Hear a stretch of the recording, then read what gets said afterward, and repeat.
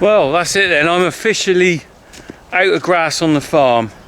As of Sunday, we strip grazed literally the last piece of grass for the dairy cows. Now I'm on feeding for everything. I am feeding everything on this farm, hay or silage. Well, mostly hay at the moment. So this is a real first for us. Now, so we're into October, and I would expect the grass to be slowing down on the farm, and you do start sort of you know, struggling, but you think to yourself, well, I've got about another 4 weeks of grazing and I can probably just about make it. We literally on Sunday ran out of grazing. So what I'm doing now is the cows are ranching big areas of grass, big fields, you know. I'm putting them in a 14-acre field and they're just going out there. There's nothing to strip graze. The heifers, the same. I was taking them bits of barley straw. You probably saw that in a previous video. I'm now taking them the hay bales as well in a ring feeder, which we're going to go down and have a look at in a bit. But this is what I've ordered. So we're now feeding this. So these are pretty hefty. They're 4 stringers. 4-stringer hay bales. So I had 36 of those delivered in the other day. I've actually bought 100 in advance because I can't see, there is no way grass is coming back now. I didn't video the proper unloading of this, but Harry did do a little bit on his TikTok, which let's see if I can nick a bit of his video.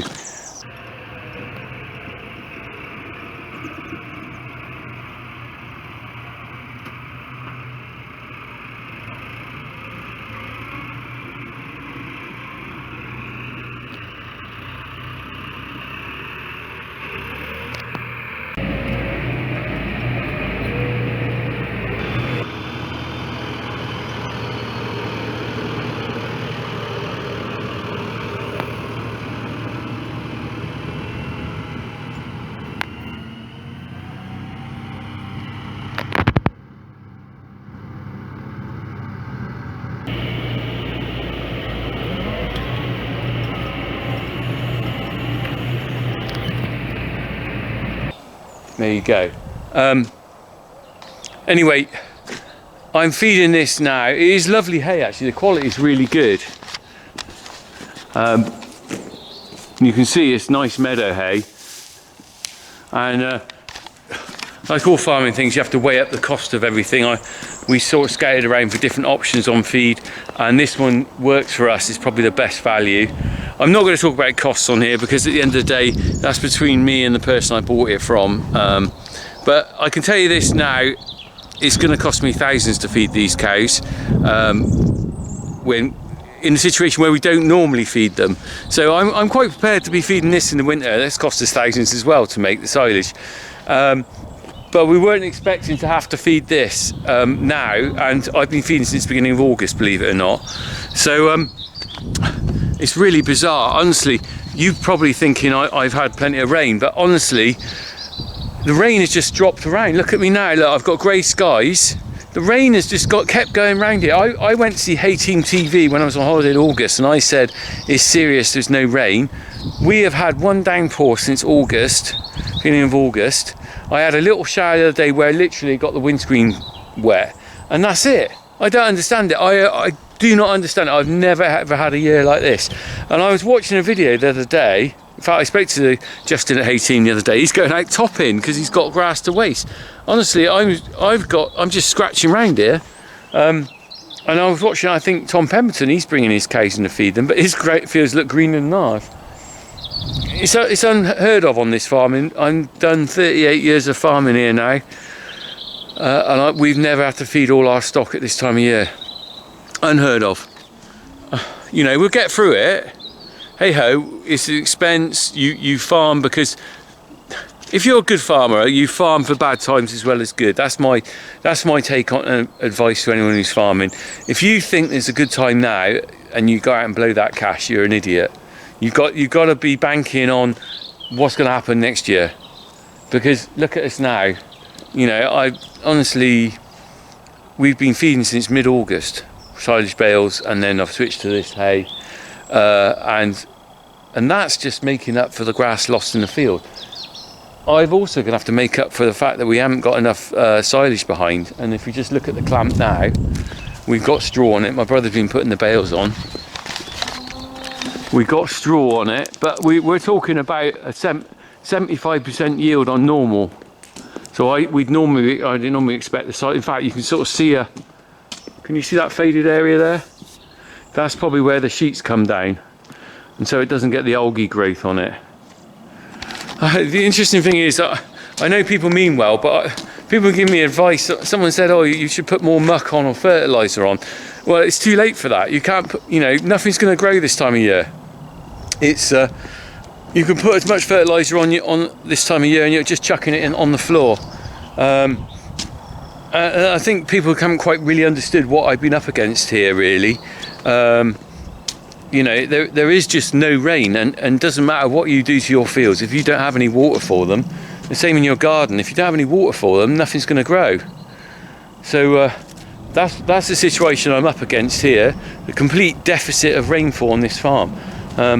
Now, whether that's global warming or weather, you have to make your own mind up on this, because one swallow doesn't make an autumn. It's the first year being like this. I will now have to see what this is like for the future of the farm.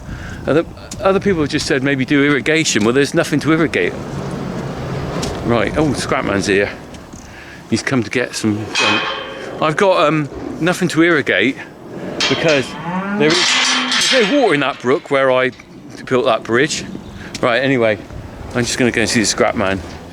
Better not interfere with his good work. The cows are waiting to come in, look.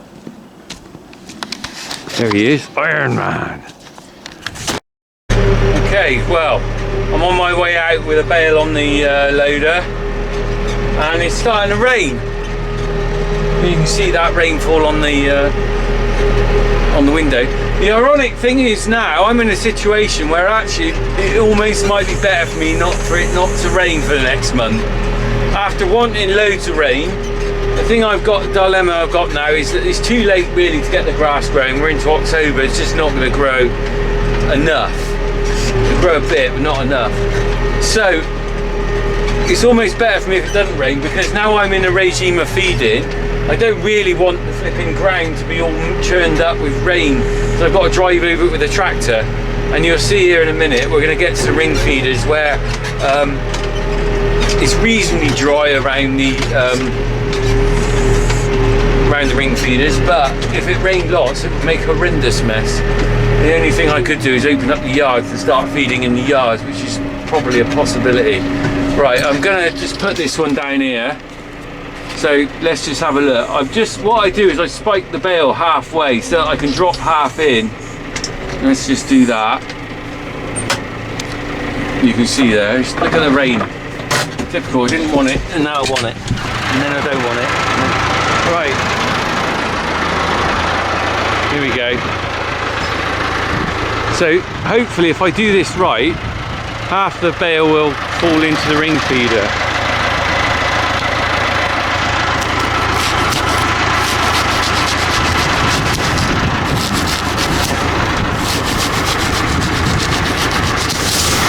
Bingo! Look at that. And half of it stays on the loader.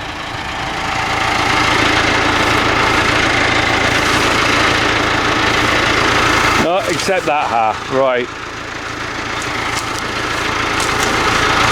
That was always going to happen because the spike wasn't quite in. Right, let's just pull those strings out. I'll do this, just turn the camera eye, that's got that in there.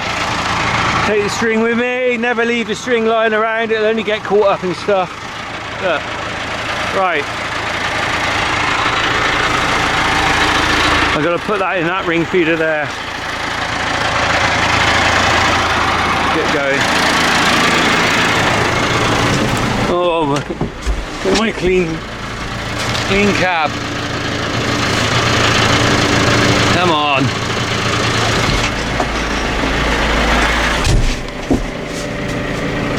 You wouldn't believe this was the cab that I cleaned the other week, would you? About 2 weeks ago.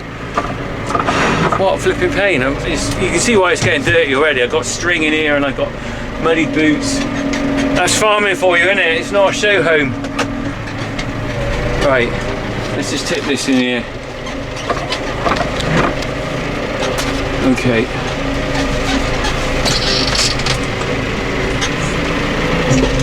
Get this just right. There we go.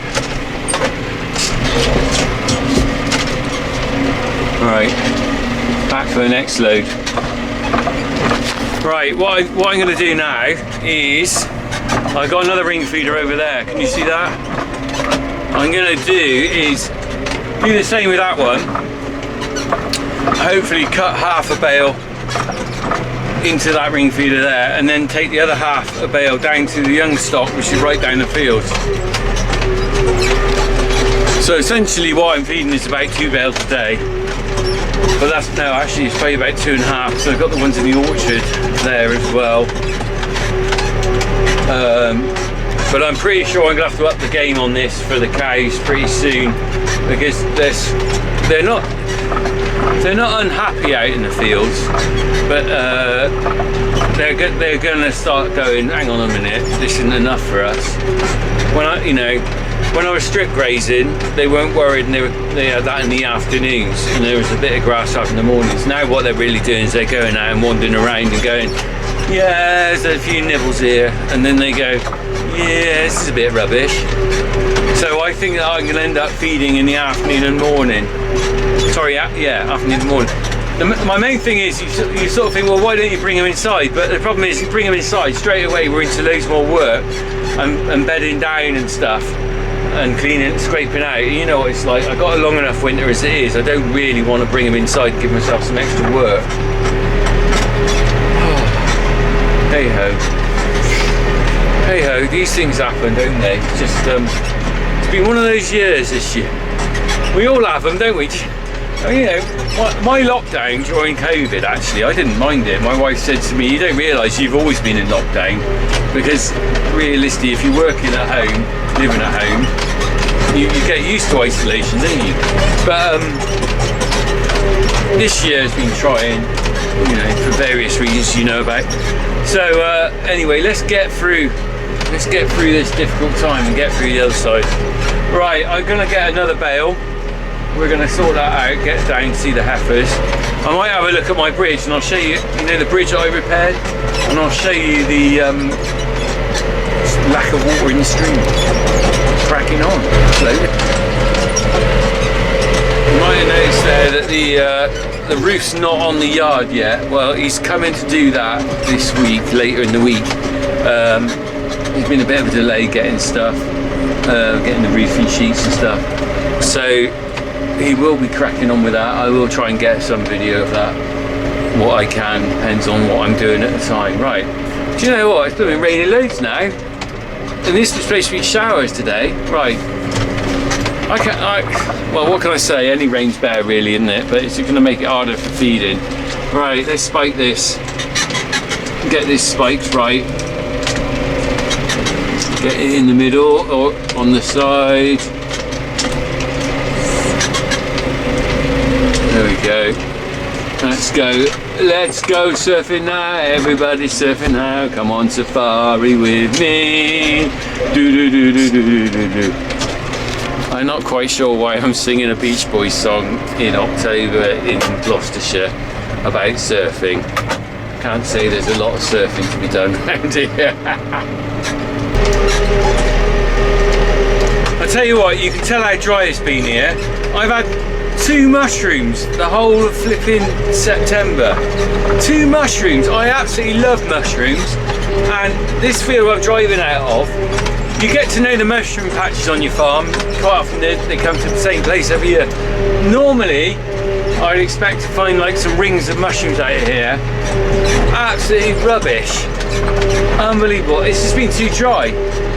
You basically need some warmth and some moisture, and September is normally a good month, the ideal combo. Not happened. Not happened. Unbelievable. Just looking now, look, I got my mushroom eyes on. Ooh. Is that one? Is that a mushroom? No, it's a dandelion head. Right, I'm nearly at the ring feeders now. You see the cows already come out on it over there. Well, I've got to do this one. He's also making a mess of my field. Look, you can see the field is just starting to get churned up. Right, let's sort this out.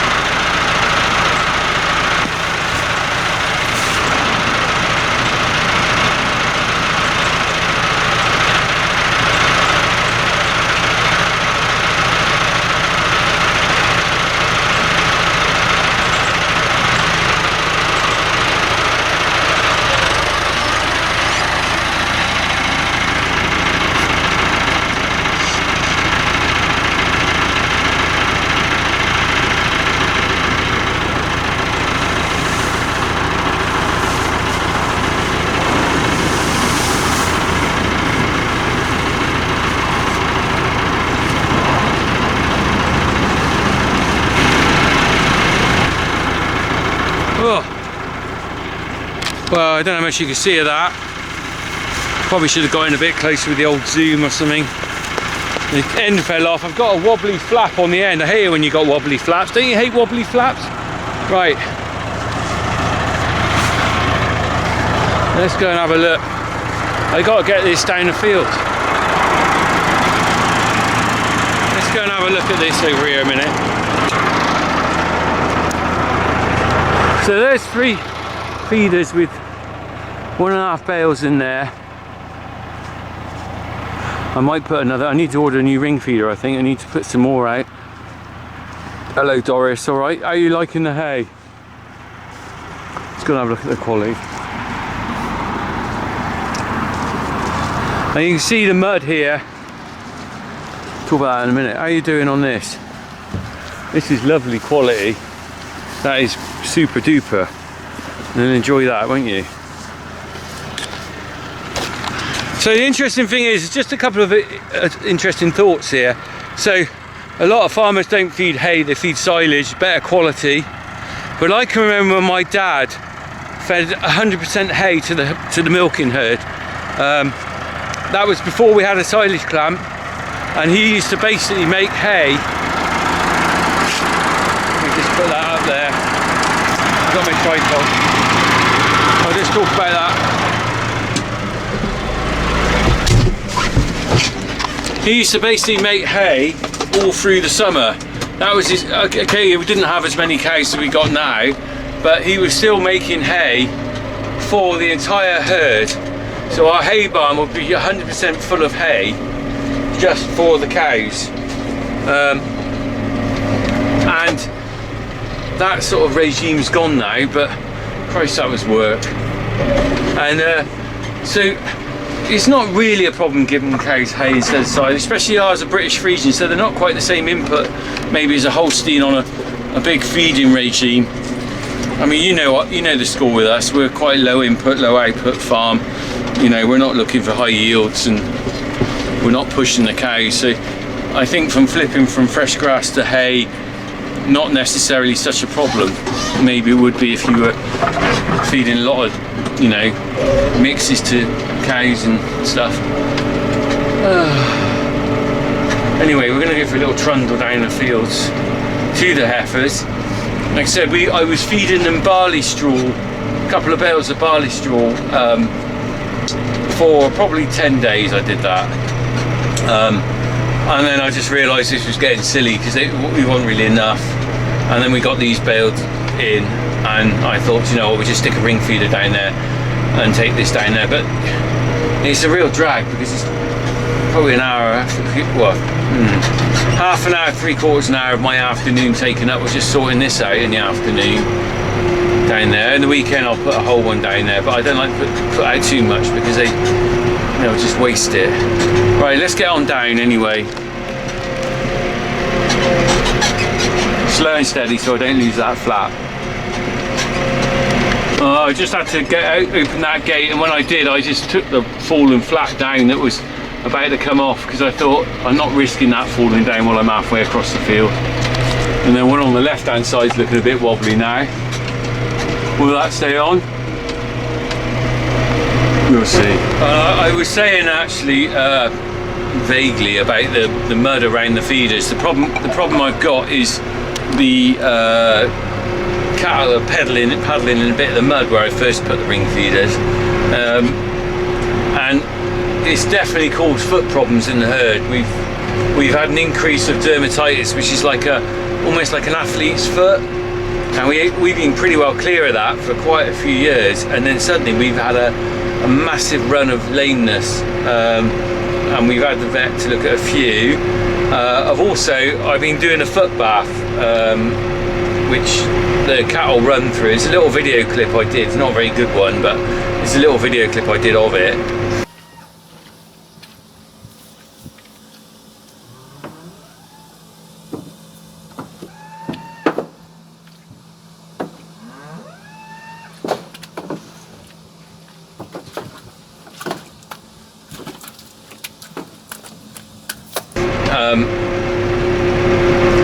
Anyway, what they've done, they've run through that sort of treatment in that foot bath, which will hopefully cure the dermatitis.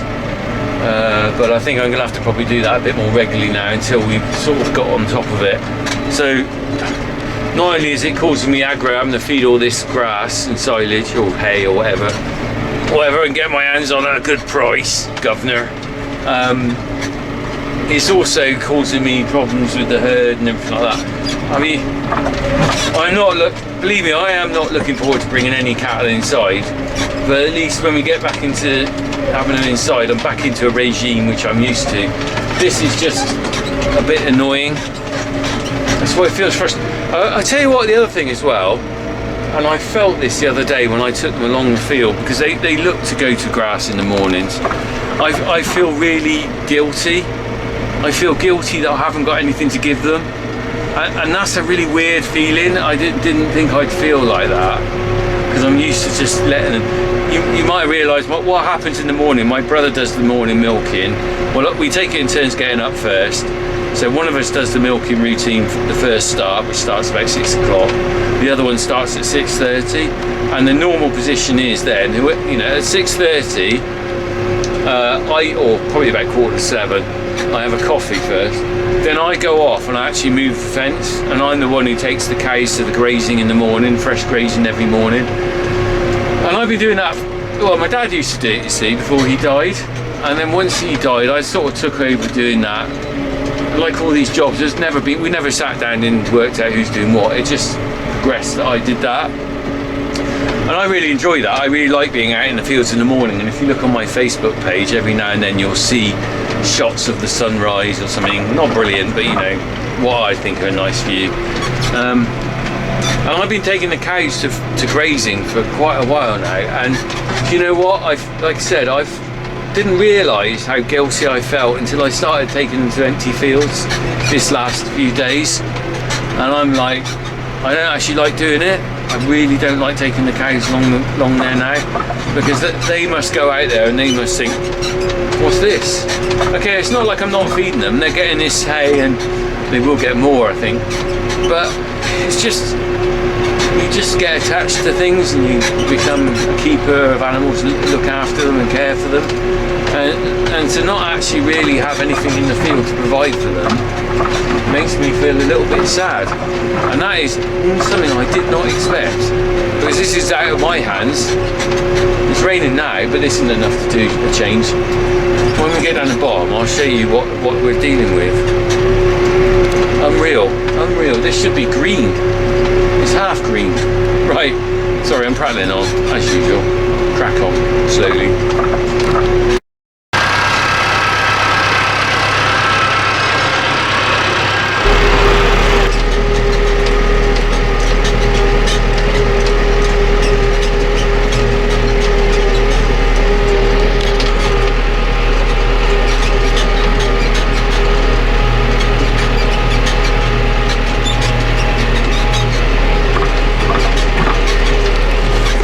My main concern is I hope they're not by the gate in the ring feeder, because I've got to get through the gate to put this in the ring feeder.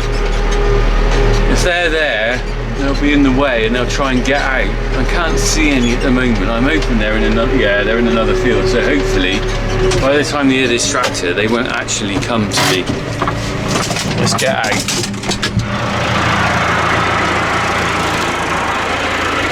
What I meant is, by the time they hear me, I would have been in the field and gone. That's the theory. Of course, they can run quite fast. Sorry, I'm just undoing the knots. Oh.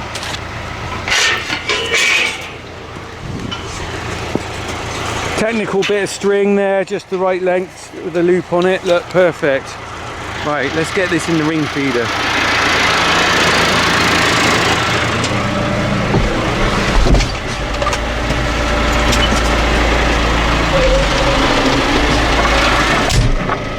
I can see them there coming. Right, let's get this in here before they've got here. And the trouble is, what'll happen is they'll get to know the sound of the tractor, and they'll just, doesn't matter where they are. I don't think they really know the sense of time, but they'll actually know about, right, it's just about what I'm doing, because they have actually eaten it all. There you go. Let's get this right. One easy drop. There we go. Bob's your uncle. Ding dang do. Let's get out of here. Quick getaway. Get this gate shut before. See, I'm not messing around setting up a tripod and getting a lovely angle of that, filming that from the outside doing it, which I would do sometime. Because I'm actually worried about getting through the gate before the heifers have arrived. Because what I don't want is them getting through there. Right, look, we can have a look at them now. Let's get out and have a look. Back out again. You might have noticed I'm still doing quite a lot of physical work. Well, I'm not doing anything too strenuous. I'm still under doctor's orders. So for those of you who periodically ask me about how I'm doing with my heart, I feel 100% fantastic. I don't feel like there's anything wrong. I'm looking at here. Have I got dirt on me, or is that dirt on the lens? I'm not sure. Let me just wipe my lens. I can see, or is it on the screen? I think it's on the screen. There's a piece of dirt on the screen I'm looking at. It looks like I got a little moustache. Yeah, so my heart, I'm still waiting for an MRI scan. 3-month one there, which will give me a better idea of how things are. I'm going to a heart clinic. I'm doing that about once a month. I'm still on medication. I'm going to a heart clinic once a month where they wire me up and check the rhythm of the heart and everything like that. And fingers crossed for a good result, guys. But thank you for all of you who ask and send me wishes and stuff. Here we go, look. Oh, I've got a dirty lens, I can see. Oh, look, I might have to clean it on my t-shirt. That'll be the rain, look.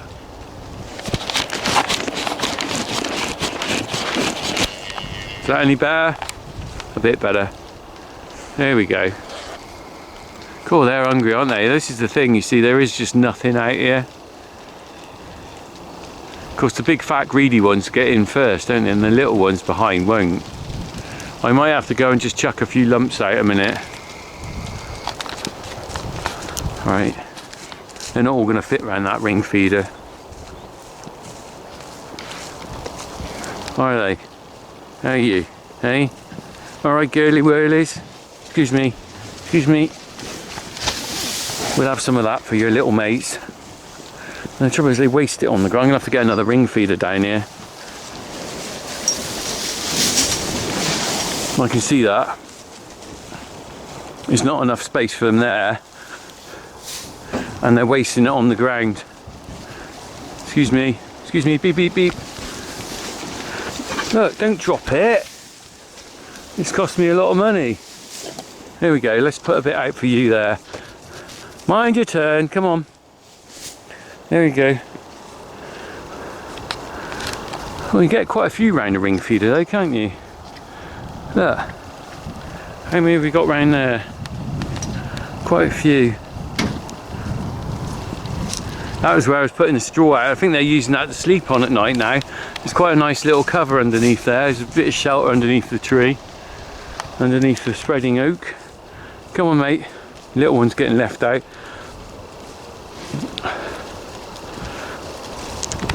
I think I'm just scrapped a load. That was what the scrapper bloke turned up. I just scrapped a load of old ring feeders. I let the scrapman have them. I could have taken them down scrapyard myself, but do you know what? It's not worth the ache of taking all the stuff there. Unless you've got a real big load, it's just a lot of hassle. So I let him have it, and I know him, he's a nice bloke. His son played football with mine, so I sort of like passed the scrap on to him. But that was some ring feeders that had just rotted out of the bottom. I used to repair them, but it was just such a pain to repair them that in the end I just gave up. I just better to get a new one once every couple of years. I mean, oh, it's flipping more rain now, look. I think I have quite another close look at them actually. I shouldn't be just walking off like that. Bad farmer. While you're here, you just need to do check round your animals, so we'll just have a quick look round them. And we have got some dry cows in with these. I think it's one. I wouldn't normally have them down here. We're going to have a sort out. We got our TB test coming up, which is always fun, isn't it? Every farmer loves TB tests. And what I plan to do then is have a little bit of a sort out, because all the cows have got to come up. So they'll come up and we'll have a little sort out. Some will stay up at the farm and some will go back down. She's a long way off calving. Look, she's got no udder. 205. But you see there's some bulling heifers here that need to be brought up for AI. There's some little calves at the farm. They should have been brought down here, but there's no point in bringing them down here to starve, is there? So we've kept them at the farm to feed them up there. So I've got sort of cattle where I wouldn't normally have cattle because of how I'm trying to cope with no grass in the fields. Whereas normally there'd be, I'm not sure how many down here actually, I have to check the numbers on that. But there'd be at least another, probably, I think we'd be getting on for mid to late 30s. I think we're on something like 29 or 28 down here. I'd normally have probably nearly 10 more than that. But we kept them up because I just felt there was no need to bring them down here because there was nothing to feed them. And it was the right choice really, because the more I bring down here now, the more they're going to get through that hay. So right, I'm just going to finish up. We'll just go and have a look at that bridge I rebuilt back in the summer. I can't remember the exact date I did that, but it was probably June. Okay, I'm just walking down to see the bridge, but I'm just walking across the field. I'll just show you the state of it, of basically all our fields across the farm. And I'm just going to pan down. I literally just picked any old place, but this is representative of pretty well all our fields now. Look, so what you got here is, oh, daddy long legs, crane fly as they call it. There we go. What you got is live grass, dead grass, dead. A bit of green amongst it. You can see. Look. And that just shows you what the problem is. So even if I have a lot of rain, it's going to take, that grass will recover. It's not the first time I've seen drought on the farm, but that is the first time I've seen that much dead grass at this time of year, because you normally, you know, you get your really hot spell, don't you, in July, August, and you'd expect by September you'd have some heavy rain and the grass would make a really good recovery. Well, we just have not had the quantity of rain here. It's just been unbelievable. And I'm interested to know where you are in the country. Look, blooming cracks. Look.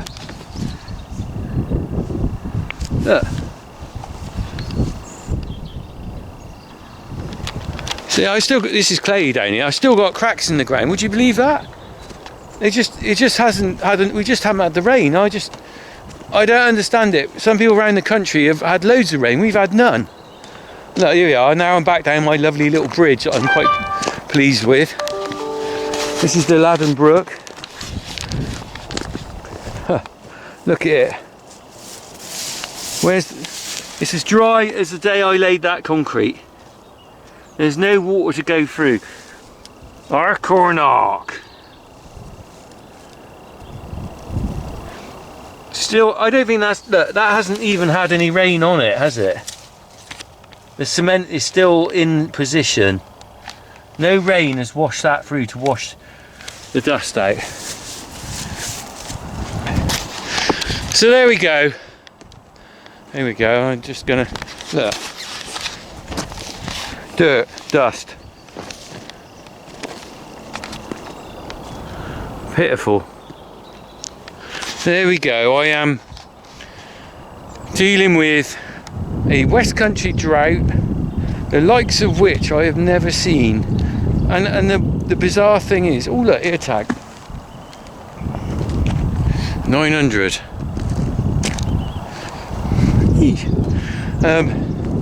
The funny thing is, it's not even really hot now. I can't say the drought is because it's so hot, I'm boiling. The drought is literally the lack of rain. I think I've made that pretty clear through this video. The lack of rain in Titherington has been phenomenal. And I think it's rained even like 3 miles away, it's chucked it down. So, my biggest worry now is I just have a horrendous wet winter. We'll look back on this video when I'm sat around going, oh, it's stopped raining, please. I'll probably be in November. Right, anyway, cheery notes. Anyway, look, autumn's here, look at these beauties, look at these. Always, I love picking up acorns. It's really weird, isn't it? I really love picking up acorns, look. These are real juicy bad boys. Drop me ear tag. Look at those. Aren't they lovely? They're big. Mr. Squirrel's going to love those, isn't he? The interesting thing is, I quite often find little seedlings around in the fields where squirrels buried an acorn and they've just come up.